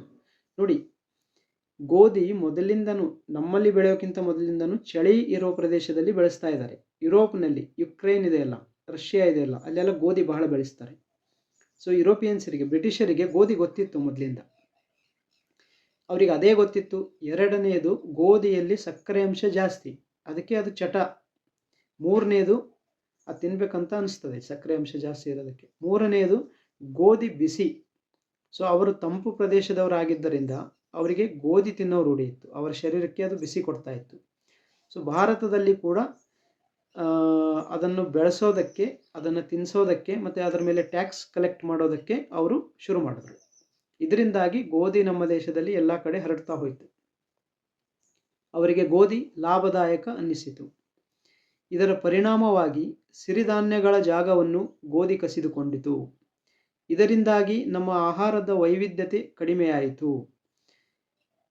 ನೋಡಿ, ನವಣೆ, ಸಜ್ಜೆ, ಜೋಳ, ರಾಗಿ, ಮತ್ತು ಜೋಳದಲ್ಲಿ 5-8 ಥರದ ಜೋಳಗಳು, ಬಿಳಿ ಜೋಳ, ಕೆಂಪು ಜೋಳ, ಹಳದಿ ಜೋಳ, ಹಸಿರು ಜೋಳ, ಈ ಥರ ಜೋಳಗಳಿತ್ತು. ನವಣೆಯಲ್ಲಿ 9 ಥರದ ನವಣೆಗಳು, ಈ ಥರ ಎಲ್ಲ ಇತ್ತು. ಎಲ್ಲ ಒಂದೊಂದಾಗಿ ಕಮ್ಮಿ ಆಗ್ತಾ ಹೋಗಿ ಬರೀ ಗೋಧಿ ಒಂದು ಮಾತ್ರ ಉಳಿತು. ಎಲ್ಲರಿಗೂ ಬರೀ 3 ಟೈಮ್ ಅದೇ ತಿನ್ನುವ ರೂಢಿ ಆಗ್ತಾ ಹೋಯಿತು. ವೈವಿಧ್ಯತೆ ಆಯಿತು. ರಕ್ತಹೀನತೆ ಮತ್ತು ಜೀರ್ಣಕ್ರಿಯೆ ದೌರ್ಬಲ್ಯ ಶುರುವಾಯಿತು. ನೋಡಿ, 1947 ಮೊದಲು ಯಾರು ಗೋಧಿ ತಿಂತಾ ಇದ್ರು? ದುಡ್ಡಿರೋರು, ಗೌಡ್ರು, ಪಾಟೀಲರು, ಬ್ರಿಟಿಷರ ಜೊತೆ ಕೆಲಸ ಮಾಡೋರು, ಇವರಲ್ಲಿ ರಕ್ತಹೀನತೆ ಮತ್ತು ಜೀರ್ಣಕ್ರಿಯೆ ಸಮಸ್ಯೆ ಶುರುವಾಯಿತು. ನೋಡಿ ಹೆಂಗೆ ಶುರುವಾಯಿತು. ಮೂರನೇ ಹಂತ, ಸ್ವಾತಂತ್ರ್ಯದ ನಂತರದ ಹಸಿವಿನ ಆತಂಕ. 1947ರಿಂದ 1964 ಈ ಟೈಮಲ್ಲಿ ಕೆಲವೊಂದು ನೀತಿ ನಿಯಮಗಳು ಮಾಡಿದರು ಗೌರ್ಮೆಂಟ್ನವರು. ದೇಶದಲ್ಲಿ ಎಲ್ಲರಿಗೂ ಅನ್ನ ಕೊಡಬೇಕು, ಹೊಟ್ಟೆ ತುಂಬಿದರೆ ಸಾಕು ಅನ್ನೋ ಗುರಿ ಹೊಂದಿತ್ತು. ಅಂದರೆ ಹೊಟ್ಟೆ ತುಂಬ ಊಟ ಸಿಗಬೇಕೆಲ್ಲರಿಗೂ ಅಂತ ಗೌರ್ಮೆಂಟ್ ನಿಯಮ ಕಾನೂನು ಮಾಡೋಕ್ಕೆ ಶುರು ಮಾಡಿದರು. ನೋಡಿ, ಬರಗಾಲು, ಉಪವಾಸ, ವನವಾಸ ಇದೆಲ್ಲ ಇದ್ರೇ ಶರೀರ ಚೆನ್ನಾಗಿರ್ತದೆ. ದಿನಾಲು ಹೊಟ್ಟೆ ತಿನ್ಕೊಂಡಿದ್ರೆ ಶರೀರ ಚೆನ್ನಾಗಿರಲ್ಲ, ಹಾಳಾಗ್ತದೆ. ನೋಡಿ, ಈಗ ಚಳಿಗಾಲ ಶುರುವಾಯಿತು. ಚಳಿಗಾಲದಲ್ಲಿ ಪ್ರತಿಯೊಂದು ಹುಲ್ಲು ತಿನ್ನುವ ಕಾಡು ಪ್ರಾಣಿಗಳು ಇದು ಬೇಸಿಗೆ ಬರ್ತಾ ಇದೆ, ಚಳಿಗಾಲ ಮುಗಿಯಕ್ಕೆ ಬಂತು. ಈ ಟೈಮಿಂದ ಸಂಪೂರ್ಣ ಬೇಸಿಗೆ ಮುಗಿದು ಮಳೆ ಶುರು ಆಗೋ ತನಕ, ಅದರ ನಂತರನೂ 1 ತಿಂಗಳ ತನಕ ಹಸಿರು ತಿನ್ನುವ ಪ್ರಾಣಿಗಳಿಗೆ ಹಸಿರು ಹುಲ್ಲು ಸಿಗೋದಿಲ್ಲ, ಒಣ ಹುಲ್ಲು ತಿನ್ಕೊಂಡಿರ್ತದೆ. ಕರಡಿಗಳು 3-4 ತಿಂಗಳು ಹೈಬರ್ನೇಷನ್, ಅಂದರೆ ಚಳಿಗಾಲದಲ್ಲಿ ಗುಹೆಯಲ್ಲಿ ಹೋಗಿ ಮಲ್ಕೊಂಡು ಬಿಡ್ತದೆ. ಊಟನೂ ಮಾಡೋದಿಲ್ಲ, ನೀರು ಕುಡಿಯೋದಿಲ್ಲ. ಸೊ ಶರೀರಕ್ಕೆ ಉಪವಾಸ, ವನವಾಸ ಇದೆಲ್ಲ ಬೇಕು. ಇದರಿಂದ ಶರೀರ ಕ್ಲೀನ್ ಆಗ್ತಾ ಇರ್ತದೆ, ಹೆಲ್ದಿ ಇರ್ತದೆ. ಇದು ಸಾವಿರಾರು ಲಕ್ಷಾಂತರ ವರ್ಷದಿಂದ ನಡೆದುಕೊಂಡು ಬಂದಿರೋ ಪದ್ಧತಿ. ಆದರೆ ಗೌರ್ಮೆಂಟ್ನವರು ಏನು ನಿಯಮ ಮಾಡಿದ್ರು? ನಾವು ಪ್ರತಿಯೊಬ್ಬರಿಗೆ ಊಟ ಕೊಡ್ತೀವಿ. ಸೊ ಊಟ ಅಂದರೆ ಗೋಧಿ ಆಯಿತು. ಹಸಿರು ಕ್ರಾಂತಿ ಅಂತ ಶುರು ಮಾಡಿದರು. ಹಸಿರು ಕ್ರಾಂತಿಯಲ್ಲಿ ಬೆಳೆಸಿದ್ದೇ ಗೋಧಿ. ಪರಿಣಾಮವಾಗಿ ಪೌಷ್ಟಿಕಾಂಶಕ್ಕಿಂತ ಕ್ಯಾಲೋರಿಗೆ ಬೆಲೆ ಬಂತು. ಅಂದರೆ ಹೊಟ್ಟೆ ತುಂಬಿದ್ರೆ ಸಾಕು ಅಂತ. ನೋಡಿ, ಮೊದಲು ವೆರೈಟಿ ಇತ್ತು, 16 ಥರದ ಕಾಳು ಬೆಳೆಗಳಿದ್ದು. ಸೊ ಎಲ್ಲರಿಗೂ ಎಲ್ಲ ಪೌಷ್ಟಿಕಾಂಶಗಳು ಸಿಗ್ತಾ ಇತ್ತು, ಯಾವ ಕೊರತೆ ಇರಲಿಲ್ಲ. ಅದೆಲ್ಲ ಹೋಗಿ ಬರೀ ಗೋಧಿ ಬಂತಲ್ಲ. ಒಂದು ರುಚಿಯಾದ ಆಹಾರ ತಿನ್ನಕ್ಕೆ ಶುರು ಮಾಡಿದ ಮೇಲೆ ಗೋಧಿಯಲ್ಲಿ ಸಕ್ಕರೆ ಅಂಶ ಇದೆ, ಅಂಟಂಟಿದೆ. ಸೊ ಇದರದ್ದು ಚಟ ಆಗ್ತದೆ, ರುಚಿ ಅನಿಸಿ ತಿನ್ನಕ್ಕೆ ಶುರು ಮಾಡ್ತೀವಿ. ಅಂಟಂಟಿರೋದಕ್ಕೆ ಪ್ರತಿಯೊಂದು ರೂಪದಲ್ಲಿ ಅದನ್ನು ಮಾಡ್ಬೋದು. ಚಪಾತಿ ಮಾಡಿ, ಬ್ರೆಡ್ ಮಾಡಿ, ಬಿಸ್ಕೆಟ್ ಮಾಡಿ, ಕುಕ್ಕಿ ಮಾಡಿ, ಮತ್ತು ಕೇಕ್ ಮಾಡಿ, ಪಾಸ್ತಾ ಮಾಡಿ, ನೂಡಲ್ಸ್ ಮಾಡಿ. ಯಾವ ಬೇರೆ ಕಾಳಲ್ಲಿ ಅಷ್ಟು ಅಂಟಿಲ್ಲ. ಆದರೆ ಈ ಅಂಟೇನಿದೆಯಲ್ಲ, ಗ್ಲೂಟೇನ್ ಇದೆಯಲ್ಲ, ಇದೇ ವಿಷಕಾರಿ ಶರೀರಕ್ಕೆ. ಇದು ನಮ್ಮ ಭಾರತೀಯರಿಗೆ ಸಂಪೂರ್ಣವಾಗಿ ಜೀರ್ಣ ಆಗೋದಿಲ್ಲ, ಗೊತ್ತಾಯ್ತಾ? ಕೆಲಸವಿಲ್ಲದಿದ್ದರೂ ಅತಿಯಾಗಿ ತಿನ್ನುವ ಅಭ್ಯಾಸ ಶುರುವಾಯಿತು. ಸಿಗ್ತಾ ಇದೆ, ರೇಷನಲ್ಲಿ ಸಿಗ್ತಾ ಇದೆ. ಮೊದಲು ಕೆಲಸ ಮಾಡಿ ಹೊಟ್ಟೆ ಹಸಿವಾದಾಗ ಅಷ್ಟೇ ಊಟ ಮಾಡ್ತಾ ಇದ್ರು. ಸೊ ಈಗ ರೇಷನಲ್ಲಿ ಗೌರ್ಮೆಂಟ್ ಕೊಡೋಕ್ಕೆ ಶುರು ಮಾಡ್ತು. ಹೊಟ್ಟೆ ಹಸಿವು ಇರಲಿ ಬಿಡಲಿ, ಕೆಲಸ ಆಗಲಿ ಬಿಡಲಿ, ತಿನ್ನೋ ಅಭ್ಯಾಸ ಶುರುವಾಯಿತು. ಇದರಿಂದ ಮೆಟಬಾಲಿಕ್ ಬ್ಯಾಲೆನ್ಸ್ ತಪ್ಪಲು ಆರಂಭವಾಯಿತು. ನೋಡಿ, ಮೊದಲು ಆ ಸಮಸ್ಯೆನೇ ಇರಲಿಲ್ಲ. ಮೆಟಬಾಲಿಕ್ ಬ್ಯಾಲೆನ್ಸ್ ಅಂದರೆ ನಾವು ಎಷ್ಟು ತಿಂತೀವಿ ಅಷ್ಟು ಖರ್ಚು ಮಾಡ್ತಾ ಇದ್ದೀವಿ. ಇಂಬ್ಯಾಲೆನ್ಸ್ ಅಂದರೆ ಎಷ್ಟು ಖರ್ಚಾಗ್ತಾ ಇದೆ ಅದಕ್ಕಿಂತ ಹೆಚ್ಚು ತಿಂತಾ ಇದ್ದೀವಿ, ಇಲ್ಲ ಎಷ್ಟು ಖರ್ಚಾಗ್ತಾ ಇದೆ ಅದಕ್ಕಿಂತ ಕಮ್ಮಿ ತಿಂತಾ ಇದ್ದೀವಿ. ಸೊ ಏನಾಯಿತು, ನಾವು ಎಷ್ಟು ಶರೀರ ಖರ್ಚು ಮಾಡ್ತಾ ಇದೆಯಲ್ಲೋ ಅದಕ್ಕಿಂತ ಹೆಚ್ಚಿಗೆ ತಿನ್ನೋ ಪದ್ಧತಿ ಬಂದ್ಬಿಡ್ತು. ಸೊ ಅವಾಗಿಂದ ಶುರು ಆಯ್ತಿದ್ದು, ಊಟ ಮಾಡಲೇಬೇಕು, ದಿನಾಲೂ ಊಟ ಮಾಡಲೇಬೇಕು, 3 ಹೊತ್ತು ಊಟ ಮಾಡಲೇಬೇಕು, ಹೋಗ್ಬೇಕಾದ್ರೂ ಊಟ ಮಾಡಬೇಕು, ಬಂದ ತಕ್ಷಣ ಊಟ ಮಾಡಬೇಕು, ಊಟ ಕಟ್ಕೊಂಡು ಹೋಗಬೇಕು, ಇದೆಲ್ಲ ಇರಲಿಲ್ಲ ಮೊದಲು. ಹಸಿರು ಕ್ರಾಂತಿ ಅಥವಾ ಗ್ರೀನ್ ರೆವಲ್ಯೂಷನ್ 1960ರ ದಶಕ. ಕೃಷಿ ಸಂಪೂರ್ಣವಾಗಿ ಬದಲಿಯಾಯಿತು. ಜಾಸ್ತಿ ಫಸಲು ಕೊಡುವ ಹೊಸ ಗೋಧಿ ತಳಿಗಳನ್ನು ತರಲಾಯಿತು. ಇದಕ್ಕೆ ಅತಿಯಾದ ನೀರು ಮತ್ತು ಕೆಮಿಕಲ್ ಗೊಬ್ಬರಗಳ ಬಳಕೆ ಶುರುವಾಯಿತು. ಈ ಹೊಸ ಗೋಧಿಯಲ್ಲಿ ಗ್ಲೂಟೆನ್ ಅಂಶ ಜಾಸ್ತಿ ಇತ್ತು. ನೋಡಿ, ಗ್ಲೂಟೆನಿಂದ ಏನಾಗ್ತದೆ, ಈ ಗ್ಲೂಟೆನ್ ಅಂದರೆ ಗ್ಲೂಟೆನ್, ಇದೊಂದು ಪ್ರೋಟೀನ್ ಗೋಧಿಯಲ್ಲಿದೆ. ಇದು ಅಂಟಂಟಿರ್ತದೆ. ಈ ಅಂಟಿನ ಅಂಶ ಇರೋದಕ್ಕಾಗಿ ಗೋಧಿಗೆ ಯಾವ ರೂಪ ಕೊಟ್ಟಿನೂ ಅಡುಗೆ ಮಾಡ್ಬೋದು. ಸೊ ಚಿಪ್ಸ್ ಮಾಡಿ, ಬಿಸ್ಕೆಟ್ ಮಾಡಿ, ಕೇಕ್ಸ್ ಮಾಡಿ, ಪಾಸ್ತಾ ಮಾಡಿ, ನೂಡಲ್ಸ್ ಮಾಡಿ, ಚಪಾತಿ ಮಾಡಿ, ಏನು ಬೇಕಾದ್ರೂ ಮಾಡಿ. ಸೊ ಯಾರಿಗೆ ಏನೇನು ಇಷ್ಟ ಇದೆಯೋ ಅದು ಮಾಡೋಕ್ಕೆ ಶುರು ಮಾಡಿದ್ರು. ಮಾರಾಟ ಮಾಡೋದು ಭಾಳ ಈಸಿ ಆಯಿತು, ಶೇಖರಣೆ ಮಾಡೋದು ಈಸಿ ಆಯಿತು, ಟ್ರಾನ್ಸ್ಪೋರ್ಟ್ ಮಾಡೋದು ಈಸಿ ಆಯಿತು, ಸ್ಟೋರ್ ಮಾಡೋದು ಈಸಿ ಆಯಿತು, ಪ್ರಿಸರ್ವ್ ಮಾಡೋದು ಈಸಿ ಆಯಿತು. ಸೊ ಬೇರೆ ಬೇರೆ ಆಹಾರ ಪದಾರ್ಥಗಳ ಜೊತೆ ಇದನ್ನು ಮಿಕ್ಸ್ ಮಾಡಿ ಮಾಡೋದು ಈಸಿ ಆಯಿತು. ಸೊ ಈ ಥರ. ಬಟ್ ಅದನ್ನು ತಿಂದಾಗೆಲ್ಲ ಜಾಸ್ತಿ ಸಕ್ಕರೆ ಅಂಶ ತಿಂತಾ ಇದ್ದೀವಿ. ಗೋಧಿಯಲ್ಲಿ ನಾರಿನಂಶ ಕಮ್ಮಿ ಇರ್ತದೆ, ಸಕ್ಕರೆ ಅಂಶ ಹೆಚ್ಚಿಗಿರ್ತದೆ, ಅದಕ್ಕೆ ಅದು ರುಚಿ. ಸೊ ಅದು ರಕ್ತಕ್ಕೆ ಹೋದ ತಕ್ಷಣ ನಮ್ಮ ಶರೀರದಲ್ಲಿ ಇನ್ಸುಲಿನ್ ರಿಲೀಸ್ ಆಗೋದು ಪ್ಯಾಂಕ್ರಿಯಾಸ್ ಗ್ರಂಥಿಯಿಂದ ಹೆಚ್ಚಿಗಾಯಿತು. ಇನ್ಸುಲಿನ್ ಹಾರ್ಮೋನ್ ನಮ್ಮ ರಕ್ತದಲ್ಲಿರೋ ಸಕ್ಕರೆ ಅಂಶ ಗ್ಲುಕೋಸನ್ನು ಶರೀರಕ್ಕೆ ಹೋಗುವ ಹಾಗೆ ಮಾಡ್ತದೆ. ಇದು ಅದರ ಕೆಲಸ. ಈಗ ಹೆಚ್ಚಿಗೆ ಸಕ್ಕರೆ ಗೋಧಿ ನಾನು ತಿಂತಾ ಇದ್ದೀನಿ, ರಕ್ತದಲ್ಲಿ ಸಕ್ಕರೆ ಅಂಶ ಹೆಚ್ಚಿಗಾಯಿತು, ಇನ್ಸುಲಿನ್ ರಿಲೀಸ್ ಹೆಚ್ಚಿಗಾಯಿತು. ಸೊ ರಕ್ತದಿಂದ ಶರೀರಕ್ಕೆಲ್ಲ ಗ್ಲುಕೋಸ್ ಮೂವ್ಮೆಂಟ್ ಆಯಿತು, ಹೆಚ್ಚಿಗೆ ಹೋಗ್ತಾ ಇದೆ. ಸೊ ಏನಾಗ್ತದೆ ಹೇಳಿ ನೋಡೋಣ. ಎಲ್ಲ ಕಡೆ ಎಲ್ಲ ಕ್ರಿಯೆಗಳು ವೇಗ ಆಗ್ತಾ ಹೋಗ್ತದೆ, ಸ್ಪೀಡಪ್ ಆಗ್ತಾ ಹೋಗ್ತದೆ. ಶರೀರದಲ್ಲೆಲ್ಲ ಗ್ಲುಕೋಸ್. ಟೈಪ್ 2 ಡಯಾಬಿಟಿಸ್ ಶುರು ಆಗಿದ್ದೇ ಇಲ್ಲಿಂದ. ಅವಾಗ ನೋಡಿ, ಮುದುಕರಿಗೆ, ವಯಸ್ಸಾದವರಿಗೆ ಡಯಾಬಿಟಿಸ್ ಬರ್ತಾ ಇತ್ತು ಕೆಲವೊಬ್ಬರಿಗೆ. ಇದರಿಂದ ಇನ್ಸುಲಿನ್ ಹಾರ್ಮೋನ್ಗಳು ಏರುಪೇರಾಗಿ ಟೈಪ್ 2 ಡಯಾಬಿಟಿಸ್, ಬೊಜ್ಜು ಮತ್ತು ಫ್ಯಾಟಿ ಲಿವರ್ ಸಮಸ್ಯೆಗಳು ಹುಟ್ಟಿಕೊಂಡವು. ಲಿವರ್ ಪ್ರಾಬ್ಲಮ್, ಕರಳಿನ ಸಮಸ್ಯೆ, ದಪ್ಪ ಇರೋರು, ನಾವು ಸಣ್ಣವರಿದ್ದಾಗ ಕೆಲವೊಬ್ಬರು ಈ ಥರ ತಿನ್ನೋರಿಗೆಲ್ಲ ಮೋಟು ಅಂತ ಕರಿತಾ ಇದ್ವಿ. ಸೊ 5ನೇ ಹಂತ 1970ರಿಂದ 1980 ಸರ್ಕಾರ ಗೋಧಿಯನ್ನು ಅಗ್ಗದ ದರದಲ್ಲಿ ದೇಶಾದ್ಯಂತ ಹಂಚಿತು. ರೇಷನ್ನಲ್ಲಿ ಕೊಡಕ್ಕೆ ಶುರು ಮಾಡಿದ್ರು. 1 ರೂಪಾಯಿ ಕೆಜಿ, ಅರ್ಧ ರೂಪಾಯಿ ಕೆಜಿ ಅಂತ. ಯಾವತ್ತು ಗೋಧಿ ಕಾಣದ ಊರುಗಳಲ್ಲೂ ಚಪಾತಿ ದಿನದ ಊಟವಾಯಿತು. ಪರಿಣಾಮ, ದಿನವಿಡೀ ಗ್ಲೂಟೆನ್ ಸೇವನೆಯಿಂದ ಮಲಬದ್ಧತೆ. ನೋಡಿ, ಗ್ಲೂಟೆನ್ ಅಂಟಂಟಾಗಿರ್ತದೆ ಮತ್ತು ಜೀರ್ಣ ಆಗದೆ. ಅದಕ್ಕೆ ನೀವು ಚಪಾತಿ 4 ಚಪಾತಿ ತಿನ್ನಿರಿ, 3-4 ದಿನದಾಗ ನಿಮಗೆ ಮಲಬದ್ಧತೆ ಶುರುವಾಗ್ತದೆ. ದಿನಾಲು ಬ್ರೆಡ್ ತಿನ್ನಿರಿ, 1 ವಾರದಾಗ ಮಲಬದ್ಧತೆ ಶುರುವಾಗ್ತದೆ. ಹಬ್ಬದ ಊಟ ತಿನ್ಕೊಂಡು ಬರ್ರಿ, ಫಂಕ್ಷನ್ ಊಟ ತಿನ್ಕೊಂಡು ಬರ್ರಿ, ಮಲಬದ್ಧತೆ ಶುರುವಾಗ್ತದೆ. ಸೊ ದಿನವಿಡೀ ಗ್ಲೂಟೆನ್ ಸೇವನೆಯಿಂದ ಮಲಬದ್ಧತೆ, ಹೊಟ್ಟೆ ಉಬ್ಬರ ಮತ್ತು ಆಸಿಡಿಟಿ ಮನೆ ಮಾತಾದವು. ದೇಹಕ್ಕೆ ರಿಪೇರಿ ಮಾಡಿಕೊಳ್ಳಲು ಸಮಯ ಸಿಗದಂತಾಯಿತು. ಊಟದಲ್ಲಿ ಸಿಕ್ಕಾಪಟ್ಟೆ ರುಚಿ ಇಲ್ಲ, ಟೇಸ್ಟ್ ಇಲ್ಲ ಅಂದರೆ ಏನಾಗ್ತದೆ, ಆಟೋಮೆಟಿಕ್ಲಿ ನಾವು ಊಟ ಕಡಿಮೆ ಮಾಡ್ತೀವಿ. ಇದರಿಂದ ಶರೀರಕ್ಕೆ ಗ್ಯಾಪ್ ಸಿಗ್ತದೆ. ಸೊ ತಿಂದಿದ್ದ ಆಹಾರದಲ್ಲಿರೋ ವೇಸ್ಟ್ ಪದಾರ್ಥಗಳು ಹೊರಗೆ ಹಾಕೋದಕ್ಕೆ ಒಂದು ಚಾನ್ಸ್ ಸಿಗ್ತದೆ. ಸೊ ಟೇಸ್ಟ್ ಬಂದಿರೋದ್ರಿಂದ, ಗೋಧಿಯಿಂದ ಟೇಸ್ಟ್ ಬಂದಿರೋದ್ರಿಂದ ನೋಡಿ, ಗೋಧಿ ಯಾವಾಗಲೂ ಹಾಲು, ಎಣ್ಣೆ, ಉಪ್ಪು. ಬೇಕರಿಯಲ್ಲಿ ಬಿಸ್ಕಿಟ್ ಮಾಡ್ತಾರೆ ನೋಡಿ, ಏನೇನು ಹಾಕ್ತಾರೆ ಬಿಸ್ಕಿಟಲ್ಲಿ? ಗೋಧಿ, ಮೈದಾ, ಹಾಲು, ಸಕ್ಕರೆ, ಉಪ್ಪು, ಎಣ್ಣೆ, ಕಲರ್ಗಳು, ಪೇಸ್ಟ್ಗಳು, ಇಷ್ಟೆಲ್ಲ ಹಾಕಿರ್ತಾರೆ. ಅದೇ ನೀವು ಮನೆಯಲ್ಲಿ ಹಾಲಿನಲ್ಲಿ ಉಪ್ಪು ಹಾಕಿ ಕುಡಿಯೋಕ್ಕೆ ಪ್ರಯತ್ನ ಮಾಡಿ, ಆಗೋದಿಲ್ಲ. ಆಮೇಲೆ ಸಕ್ಕರೆ ಮತ್ತು ಉಪ್ಪು ಮಿಕ್ಸ್ ಮಾಡಿ ತಿನ್ನೋಕ್ಕೆ ಪ್ರಯತ್ನ ಮಾಡಿ. ಈ ಥರದ ಆಹಾರೇ ಇಲ್ಲ ನಮ್ಮ ಮನೆಯಲ್ಲಿ. ಯಾವ ಮನೆಯಲ್ಲೂ ಉಪ್ಪು ಮತ್ತು ಸಕ್ಕರೆ ಒಂದೇ ಜೊತೆಗೆ ಹಾಕಿ ಮಾಡೋ ಆಹಾರನೇ ಇಲ್ಲ.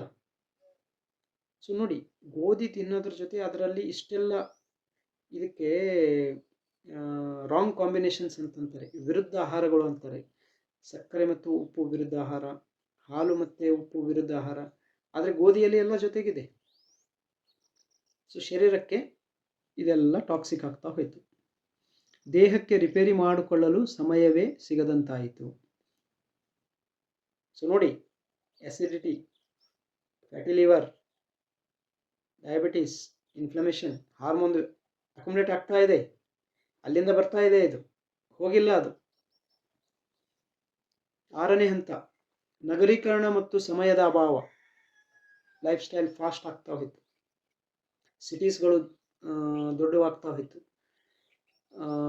ಎಂಪ್ಲಾಯ್ಮೆಂಟ್ ಪದ್ಧತಿ ಬಂತು. ಬೆಳಗ್ಗೆಯಿಂದ ಸಾಯಂಕಾಲ ಕೆಲಸ ಮಾಡೋದು. ಉದ್ಯೋಗ ಇರೋರು, ಬಿಸ್ನೆಸ್ ಇರೋರು, ಕೆಲಸದಲ್ಲಿರೋರು ಪ್ರತಿಯೊಬ್ಬರು ಬೆಳಗ್ಗೆ ಎದ್ದ ತಕ್ಷಣ ನೌಕರಿಗೆ ಹೋಗೋದು, ಇದೆಲ್ಲ ಶುರುವಾಯಿತು 1980ರಿಂದ 1990 ದಶಕ. ಜನ ಹಳ್ಳಿ ಬಿಟ್ಟು ಪೇಟೆಗೆ ಬಂದರು. ಕೆಲಸ ಕಡಿಮೆ ಆಯಿತು, ಆದರೆ ಮಾಡಲು ಸುಲಭ ಅಂತ ಗೋಧಿಯನ್ನೇ ನೆಚ್ಚಿಕೊಂಡರು. ರೊಟ್ಟಿ ಮಾಡೋದಕ್ಕಿಂತ ಚಪಾತಿ ಮಾಡೋದು ಬೇಗ, ಬಾಕ್ಸಲ್ಲಿ ಕಟ್ಕೊಂಡು ಹೋಗೋದು ಒಳ್ಳೆಯದು. ಮುದ್ದೆ ಮಾಡೋದಕ್ಕೆ ಟೈಮ್ ಬೇಕು, ಕಟ್ಟಿಗೆ ಒಲೆ ಬೇಕು, ಬಾಕ್ಸಲ್ಲಿ ಕಟ್ಕೊಂಡು ಹೋಗೋದು ಸರಿ ಇಲ್ಲ. ಸೊ ಈ ಥರ ಚಪಾತಿ, ಹೊಸ ಏನು ಜೀವನ ಶೈಲಿ ಇದೆಯಲ್ಲ, ಅದಕ್ಕೆ ಚಪಾತಿ, ಗೋಧಿ, ಬ್ರೆಡ್ಡು, ಬಿಸ್ಕಿಟು ಇದೆಲ್ಲ ಒಳ್ಳೆಯದು ಅಂತ ಶುರುವಾಯಿತು. ಇದರ ಪರಿಣಾಮ ಬೆವರು ಸುರಿಸದ ದೇಹಕ್ಕೆ ನಗರೀಕರಣ ಆದ ನಂತರ ಗಾಡಿಯಲ್ಲಿ ಓಡಾಟ ಆಯಿತು. ಮಷೀನಲ್ಲಿ ಕೆಲಸ ಆಯಿತು, ಕೂತ್ಕೊಳ್ಳೋದು ಹೆಚ್ಚಿಗಾಯಿತು, ಭಾರ ಎತ್ತೋದು ಹೊತ್ತೋದು ತಗೊಂಡು ಹೋಗೋದು ಕಮ್ಮಿ ಆಯಿತು. ಸೊ ನಾವು ತಿಂತಾ ಇರೋ ಆಹಾರದಲ್ಲಿ ಏನು ಶಕ್ತಿ ತಗೋತಾ ಇದ್ದೀವಿ ಅದು ಖರ್ಚು ಆಗ್ತಾನೇ ಇಲ್ಲ, ಶೇಖರಣೆ ಆಗ್ತಾ ಹೋಯ್ತು. ಬೆವರು ಸುರಿಸದ ದೇಹಕ್ಕೆ ಅತಿಯಾದ ಕಾರ್ಬೋಹೈಡ್ರೇಟ್ ಸೇರಿದಾಗ ಇನ್ಸುಲಿನ್ ರೆಸಿಸ್ಟೆನ್ಸ್ ಶುರುವಾಯಿತು. ಮಹಿಳೆಯರಲ್ಲಿ PCOS ಮತ್ತು BP ಹೆಚ್ಚಾಯಿತು. ಇದು ಒಂದೊಂದು ಉದಾಹರಣೆ ಕೊಡ್ತಾ ಇದ್ದೇನೆ ಅಷ್ಟೇ. ಇದ್ರ ಜೊತೆ ನೂರಾರು PCOS, ಥೈರಾಯ್ಡ್, ಇನ್ಫರ್ಟಿಲಿಟಿ, ಸೊ ಈ ಥರ ಎಲ್ಲ ಸಮಸ್ಯೆಗಳು ಎಕ್ಸ್ಪ್ಲೋರ್ಡ್ ಆಯ್ತಾ ಹೋಯಿತು. 7ನೇ ಹಂತ ಮೈದಾ ಮತ್ತು ಇಂಡಸ್ಟ್ರಿಯಲ್ ಸಂಸ್ಕರಣೆ. 1990ರಿಂದ ಬಂತಿದೆಲ್ಲ. ಮೈದಾ ಎಕ್ಸ್ಪ್ಲೋರ್ಡ್ ಆಯಿತು. ಇಲ್ಲಿವರೆಗೆ ಗೋಧಿಯ ಕಥೆ ಆಯಿತು, ಮುಂದೆ ಮೈದಾ ಬಂತು. ಕಲ್ಲಿನ ಗಾಣದ ಬದಲು ದೊಡ್ಡ ಮೀಲ್ಗಳು ಬಂದವು. ಇದರಿಂದ ಗೋಧಿಯಲ್ಲಿನ ನಾರು ಮತ್ತು ಪೌಷ್ಟಿಕಾಂಶ ಪೂರ್ತಿ ಮಾಯವಾಗಿ ಬರೀ ಮೈದಾ ಉಳಿಯಿತು. ಮೈದಾ ಅಂದರೆ ಗೋಧಿಯನ್ನು ಕುಟ್ಟಿ ಕುಟ್ಟಿ ಕುಟ್ಟಿ ಕುಟ್ಟಿ ಸುಮಾರು ಸಾರಿ ಕುಟ್ಟಿ ಕುಟ್ಟಿ ಕುಟ್ಟಿ ಅದನ್ನು ಎಕ್ದಮ್ ಪುಡಿ ಮಾಡಿಬಿಡೋದು, ಸಣ್ಣ ಪುಡಿ. ಮತ್ತು ಅದರಲ್ಲಿ ನಾರು ಇಲ್ಲ, ಏನೂ ಇಲ್ಲ, ಏನೂ ಉಳಿದೇ ಇಲ್ಲ. ಈಗ ಬರೀ ಅಂಟಿನಂಶ ಅಷ್ಟೇ ಉಳಿತು ಅದರಲ್ಲಿ. ಪರಿಣಾಮವಾಗಿ ಬೇಕರಿ ಪದಾರ್ಥಗಳು ಹೆಚ್ಚಾದವು. ಸಕ್ಕರೆ ಮಟ್ಟ ಕ್ಷಣಾರ್ಧದಲ್ಲಿ ಏರುವುದರಿಂದ ಅಲ್ಸರ್, ಸ್ಕಿನ್ ಇನ್ಫ್ಲಮೇಷನ್ ಮತ್ತು ಮಾನಸಿಕ ಅಸ್ಥಿರತೆ ಶುರುವಾಯಿತು. ಇವೆಲ್ಲ ಸಮಸ್ಯೆ ಇರಲಿಲ್ಲ ನೋಡಿ. ಮೊಟ್ಟ ಮೊದಲ ಬಾರಿಗೆ ಹುಟ್ಟಿಕೊಂಡ ಸಮಸ್ಯೆಗಳು ಇವು. 8ನೇ ಹಂತ ವೈದ್ಯಕೀಯ ಲೋಕದ ಸರಳೀಕರಣ, ಅಂದರೆ ಲಿಂಕ್. ರೋಗಕ್ಕೆ ಔಷಧಿ ಕೊಡ್ತಾ ಕೊಡ್ತಾ ಕೊಡ್ತಾ ಬಂದು ಆಹಾರ ಪದಾರ್ಥಗಳ ಬಗ್ಗೆ ಕೂಡ ಇವರು ಹೇಳಕ್ ಶುರು ಮಾಡಿದ್ರು. ಏನು ಊಟ ಮಾಡಬೇಕು, ಏನು ಊಟ ಮಾಡಬಾರ್ದು, ಪತ್ತೆ ಬಿಟ್ಟು ಏನು ತಿನ್ನಬೇಕು ಅಂತ ಹೇಳಕ್ ಶುರು ಮಾಡಿದ್ರು. 1990ರಿಂದ 2000 ದಶಕ. ಡಯಟ್ ಚಾರ್ಟ್ಗಳು ಚಪಾತಿಯನ್ನು ಸೇಫ್ ಫುಡ್ ಅಂತ ಘೋಷಿಸಿದವು. ಪ್ರತಿ ವ್ಯಕ್ತಿಯ ದೇಹಕ್ಕೆ ಅದು ಸರಿ ಹೊಂದುತ್ತದೆ ಎಂದು ಯಾರೂ ನೋಡಲಿಲ್ಲ. ಈಗಲೂ ಕೂಡ ಡಯಾಬಿಟಿಸ್ ಆದವರಿಗೆ ವೈದ್ಯರು ರೊಟ್ಟಿ ಬೇಡ, ರಾಗಿ ಬೇಡ, ಚಪಾತಿ ತಿನ್ನಿರಿ ಅಂತ ಹೇಳ್ತಾ ಇದ್ದೀರಿ. ಇದು ವೈದ್ಯರಿಗೆ ನಾನು ಕೇಳ್ತಾ ಇರೋದು ಆಯಿತಾ? ಅರ್ಥ ಮಾಡ್ಕೊಳ್ಳಿ, ತಪ್ಪು, ಇದು ಸರಿ ಇಲ್ಲ. ಗೋಧಿ ನಾರ್ಮಲ್ ಇದ್ದವನಿಗೂ ದಿನಾಲು ತಿನ್ನೋದು ಸರಿ ಇಲ್ಲ. ರೋಗಿಗಂತೂ ಬಹಳ ಡೇಂಜರಸ್, ಅದು ವಿಷಕಾರಿ. ಅದು ಮಲಬದ್ಧತೆ ಮಾಡ್ತದೆ, ಸಕ್ಕರೆ ಅಂಶ ಹೆಚ್ಚಿಗೆ ಏರ್ತದೆ ಶರೀರದಲ್ಲಿ. ಸೊ ಅದು ಹೆಂಗೆ ಪೇಷಂಟ್ಗೆ ಗೋಧಿ ಒಳ್ಳೆಯದು? ಮೂಲ ಕಾರಣವಾದ ಆಹಾರವನ್ನು ಸರಿಪಡಿಸುವ ಬದಲು ಮಾತ್ರೆ ನುಂಗುವುದು ಅಭ್ಯಾಸವಾಯಿತು. ಗೋಧಿ ತಿಂದು ಆಗ್ತಾ ಇರೋ ಸಮಸ್ಯೆಗಳೆಲ್ಲ ಗೋಧಿ ಬದಲಿ ಮಾಡಿ ಸರಿಪಡಿಸಿಕೊಳ್ಳಬೇಕು, ಇದು ಸರಿ ವಿಚಾರ. ಅದು ಬಿಟ್ಟು ಮಾತ್ರೆ ತಗೊಳ್ಳೋ ಪದ್ಧತಿ ಶುರುವಾಯಿತು. ಮಲಬದ್ಧತೆ ಆಗ್ತಾ ಇದೆಯೋ ಖಾಯಂ ಚೂನ್ ತಗೊಳ್ಳೋದು, ಮಾತ್ರೆ ತಗೊಳ್ಳೋದು, ಬಿಸಿ ನೀರು ಕುಡಿಯೋದು, ಮೆಂತೆ ನೀರು ಕುಡಿಯೋದು, ಹಾಳು ಮೂಳು ಎಲ್ಲ ಶುರುವಾಯಿತು. ಆದರೆ ಗೋಧಿ ಬಿಡೋಕ್ಕೆ ಯಾರೂ ರೆಡಿ ಇಲ್ಲ, ಯಾರೂ ಒಪ್ತಾ ಇಲ್ಲ. ಇದರಿಂದ ಥೈರಾಯ್ಡ್ ಮತ್ತು ಅರ್ಥ್ರೈಟಿಸ್ನಂತಹ ಸಮಸ್ಯೆಗಳು ದೀರ್ಘಕಾಲದ ಕಾಯಿಲೆಗಳಾದವು. ನೋಡಿ, ರೊಮೆಟಾಯ್ಡ್ ಅರ್ಥ್ರೈಟಿಸ್, ಸ್ಪಾಂಡಿಲೈಟಿಸ್, ಸಿಯಾಟಿಕ, ಹಾಳು ಮೂಳು ಇಲ್ಲಿಂದ ಹುಟ್ಟುತ್ತಾ ಇದೆ. 9ನೇ ಹಂತ ಕಾರ್ಪೊರೇಟ್ ಕಂಪನಿಗಳ ಹಾವಳಿ. 2000 ಕಂಪನಿಗಳು ನೂಡಲ್ಸ್, ಬ್ರೆಡ್ ಮೂಲಕ ಗೋಧಿಯನ್ನು ಹೆಲ್ದಿ ಮತ್ತು ಮಾಡರ್ನ್ ಅಂತ ಪ್ರಚಾರ ಮಾಡಿದರು. ಸಿಕ್ಕಾಪಟ್ಟೆ ನೋಡಿ, ಬೇಕರಿಯಿಂದ ಬರುವಂಥದ್ದು, ಪ್ಯಾಕ್ಡ್ ಫುಡ್ ಪ್ರತಿಯೊಂದು ತಯಾರಾಗೋದೇ ಗೋಧಿಯಿಂದ. ಬಿಸ್ಕಟ್ಗಳು ಎಷ್ಟು ವೆರೈಟಿ ಇದೆ ನೋಡಿ, ಚಿಪ್ಸ್ಗಳು, ನೂಡಲ್ಸ್ಗಳು, ನಮ್ಮದು ಸ್ನ್ಯಾಕ್ಸ್ಗಳು ಎಷ್ಟೊಂದಿದೆ, ಎಲ್ಲ ಗೋಧಿಗಳು. ಇದೆಲ್ಲ ಕಂಪನಿಯವರು ಮಾಡಿದ್ದು. ಅಡ್ವರ್ಟೈಸ್ ಮಾಡೋಕ್ಕೆ ಶುರು ಮಾಡಿದ್ರು ಸಿಕ್ಕಾಪಟ್ಟೆ. ಒಳ್ಳೆ ಆಹಾರ ಇದು, ಕ್ವಿಕ್ ಆಹಾರ, ಟೇಸ್ಟಿ ಆಹಾರ, ರುಚಿಯಾದ ಆಹಾರ, ಹೆಲ್ದಿ ಆಹಾರ ಅಂತ ಅವರು ಅಡ್ವರ್ಟೈಸ್ ಮಾಡಿದರು. ಇನ್ಸುಲಿನ್ ಮಟ್ಟ ಯಾವತ್ತೂ ಸಹಜ ಸ್ಥಿತಿಗೆ ಬರದಂತಾಯಿತು. ಸೊ ಈ ಮಾಡರ್ನ್ ಲೈಫ್ ಸ್ಟೈಲಲ್ಲಿ ಏಕಾದಶಿ, ಬ್ರೇಕ್, ಉಪವಾಸ ಇದೆಲ್ಲ ಅಂತೂ ಮಾಯ ಆಯಿತು. ಸೊ ಈಗ ಪ್ರತಿಯೊಬ್ಬರ ಇನ್ಸುಲಿನ್ ಏನಿದೆ ಹೈಯರ್ ಲೆವೆಲಲ್ಲೇ ಮೇಂಟೈನ್ ಆಗ್ತಾ ಇದೆ. ಅದಕ್ಕೆ ಬ್ರೇಕ್ ಬೇಕು. ಇನ್ಸುಲಿನ್ ತಯಾರು ಮಾಡೋ ಗ್ರಂಥಿ ಇದೆಯಲ್ಲ, ಪ್ಯಾಂಕ್ರಿಯಾಸ್ ಗ್ರಂಥಿ, ನಿರಂತರ ಕೆಲಸ ಮಾಡ್ತಾ ಇದೆ. ಅದು ಏನೋ ತಿಂದ್ರಿ, ಸಕ್ಕರೆ ಅಂಶ ಹೆಚ್ಚಿಗಾಯಿತು, ಇನ್ಸುಲಿನ್ ರಿಲೀಸ್ ಆಯಿತು. ಸೊ 24/7 ಅದು ಕೆಲಸ ಮಾಡ್ತಾ ಇದೆ ಈಗ ಪ್ರತಿಯೊಬ್ಬರಲ್ಲಿ. ಅದು ಗ್ಯಾಪ್ ಆದಾಗಲೇ ಅದಕ್ಕೆ ರೆಸ್ಟ್ ಸಿಗ್ತದೆ. ಅದಕ್ಕೆ ಪ್ಯಾಂಕ್ರಿಯಾಟಿಕ್ ಕ್ಯಾನ್ಸರ್, ನಮ್ಮ ಸ್ಟೀವ್ ಜಾಬ್ಸಿಗೆ ಆಯ್ತಲ್ಲ, ಈ ಥರ ಬದುಕ್ತಾ ಇರೋರಿಗೆ ಪ್ರತಿಯೊಬ್ಬರಿಗೆ ಪ್ಯಾಂಕ್ರಿಯಾಟಿಕ್ ಕ್ಯಾನ್ಸರ್. ಇನ್ಸುಲಿನ್ ಕಡಿಮೆ ಆಗಿದೆ, ನಿಮಗೆ ಇನ್ಸುಲಿನ್ ಪ್ರೊಡಕ್ಷನ್ ಇಲ್ಲ, ಹೊಟ್ಟೆಯಲ್ಲಿ ಆ್ಯಸಿಡ್ ಉತ್ಪತ್ತಿ ಆಗ್ತಾ ಇಲ್ಲ ಅಂತ ಎಲ್ಲ ಬರ್ತಾ ಇದೆ ನೋಡಿ. ಇನ್ಸುಲಿನ್ ಮಟ್ಟ ಯಾವತ್ತೂ ಸಹಜ ಸ್ಥಿತಿಗೆ ಬಾರದಂತಾಯಿತು. ಇದರಿಂದ ಮಕ್ಕಳಲ್ಲೇ ಚಿಕ್ಕ ವಯಸ್ಸಿಗೆ ಬೊಜ್ಜು ಮತ್ತು ಬಿಹೇವಿಯರಲ್ ಸಮಸ್ಯೆಗಳು ಕಾಣಿಸಿಕೊಂಡವು. 1 ವರ್ಷದ ಮಗುವಿಗೆ ಡಯಾಬಿಟಿಸ್, ಬ್ಲಡ್ ಪ್ರೆಷರ್, ಹಾರ್ಮೋನಲ್ ಸಮಸ್ಯೆಗಳು, ಆಟೋಇಮ್ಯೂನ್ ಡಿಸೀಸ್ಗಳು, ಸೋರಿಯಾಸಿಸ್, ಎಕ್ಸಿಮಾ, ಮೈ ಬಿಳುಪು, ಬಿಳಿ ಮಚ್ಚೆ ಆಗ್ತಾ ಇದೆ ನೋಡಿ ಸಣ್ಣ ಮಕ್ಕಳಿಗೆಲ್ಲ. ತಂದೆ ತಾಯಿ ಮಾಡಿಟ್ಟಿದ್ದದೆಲ್ಲ ಆಯಿತಾ. ಮಕ್ಕಳಿಗೆ autoimmune disease, diabetes, eczema, psoriasis ಈ ಥರ ಏನಾದರೂ ಆದರೆ ತಾಯಿಯ ಆಹಾರದಲ್ಲಿ ಬದಲಾವಣೆ ಆಗಬೇಕು. ಹಾಲು, ಮೈದಾ, ಸಕ್ಕರೆ, ಗೋಧಿ, ಬಿಳಿಯನ್ನ, ರಿಫೈನ್ಡ್ ಎಣ್ಣೆ ತಾಯಿ ಬಿಟ್ಕೊಟ್ರೆ ಮಗು ಆಟೋಮೆಟಿಕ್ಲಿ ರಿಪೇರ್ ಆಗ್ತದೆ. ಹಾಲಿನ ಪ್ರಕೃತಿ ಬದಲಿ ಆಗ್ತದೆ ಆಯಿತಾ, ಈ ಥರ. ಸೊ 10ನೇ ಪಾಯಿಂಟ್, ಸದಾ ತಿನ್ನುವ ಚಟ. ಹಸಿವಾದಾಗ ತಿನ್ನುವ ಪದ್ಧತಿ ಹೋಗಿ ಸದಾ ತಿನ್ನುವುದೇ ಡೈಲಿ ಕಾರ್ಯಕ್ರಮ ಆಯಿತು. ಎದ್ದೇಳೋದು ತಿನ್ನೋದಕ್ಕೆ, ಮಲಗಬೇಕಾದ್ರೆ ತಿಂದು ಮಲಗೋದು. ಕೆಲಸ ಇದೆಯೋ ಇಲ್ಲೋ, ಖರ್ಚಾಗ್ತಾ ಇದೆಯೋ ಇಲ್ಲೋ, ಅದು ಬೇಕೋ ಬೇಡವೋ, ಈ ಪದಾರ್ಥ ತಿನ್ನೋ ಸೀಸನ್ ಇದೆಯೋ ಇಲ್ಲೋ, ನಮ್ಮ ಶರೀರದಲ್ಲಿ ನೋಡಿ, ಈಗ ಪುಂಡಿ ಪಲ್ಯ ಇದೆ ನಮ್ಮಲ್ಲಿ, ಪುಂಡಿ ಪಲ್ಯ, ಗೊಂಗುರ, ಅಂಬಡ, ಕುಂಚಾಕೊರ, ಚುಕ್ಕಕೊರ ಏನೋ ತೆಲುಗುದಲ್ಲಿ. ಪುಂಡಿ ಪಲ್ಯ ಈ ದಿನದಲ್ಲಿ ತಿಂದರೆ ಹಲ್ಲು ಚಿಮ್ತದೆ, ಸೆನ್ಸೇಷನ್ ಬರ್ತದೆ, ತಿನ್ನೋಕ್ಕಾಗಲ್ಲ. ಆದರೆ ಅದೇ ಬೇಸಿಗೆಯಲ್ಲಿ ಹೆಚ್ಚೆಚ್ಚು ಪುಂಡಿ ಪಲ್ಯ ತಿನ್ಬೇಕನ್ನಿಸ್ತದೆ. ಸೊ ಈ ಥರ ನಮ್ಮ ಶರೀರದಲ್ಲಿ ಶಕ್ತಿ ಇದೆ. ಯಾವ ಸೀಸನ್ಗೆ ಯಾವ ಆಹಾರ ತಿನ್ನಬೇಕು ಅನ್ನೋದು ಅದಕ್ಕೆ ಗೊತ್ತು. ಸೊ ಇದನ್ನೆಲ್ಲ ಬೈಪಾಸ್ ಮಾಡಿ ಎಲ್ಲ ಒಂದೇ ಇದರಲ್ಲಿ ಹಾಕಿ, ಗೋಧಿ ಅದರ ಜೊತೆ ಸಕ್ಕರೆನೂ ಹಾಕಿ, ಹುಳಿನೂ ಹಾಕಿ, ಎಣ್ಣೆನೂ ಹಾಕಿ, ಹಾಲು ಹಾಕಿ, ಉಪ್ಪು ಹಾಕಿ, ಎಲ್ಲ ಹಾಕಿ ಈ ಶರೀರದ ಸೀಸನ್ ತಕ್ಕಂಗೆ ತಿನ್ನುವ ಪದ್ಧತಿ ಇದೆಯಲ್ಲ, ಇದು ಬೈಪಾಸ್ ಆಯಿತು. ಅದನ್ನು ಹೊಡೆದಾಕ್ಬಿಟ್ಟಿವಿ ನಾವು. ಈಗ ಅದು ಗೊತ್ತೇ ಇಲ್ಲ ಯಾವಾಗ ತಿನ್ನಬೇಕು ಯಾವಾಗ ತಿನ್ನಬಾರ್ದು ಅಂತ. ಸೊ ದಿನಾಲು ತಿಂತಾ ಹೋಯ್ತು ಮನುಷ್ಯ. ಇದಕ್ಕೆ ಈ ಥರ ಆಯಿತು. 3 ಹೊತ್ತು ಊಟ ಮಾಡೋದು ಬಿಟ್ಟು ಸದಾ ಏನಾದರೂ ತಿಂತಲೇ ಇರೋ ಅಭ್ಯಾಸ ಬಂತು. ಇವುಗಳಲ್ಲಿ ಬಿಸ್ಕಿಟ್ಗಳೇ ಜಾಸ್ತಿ.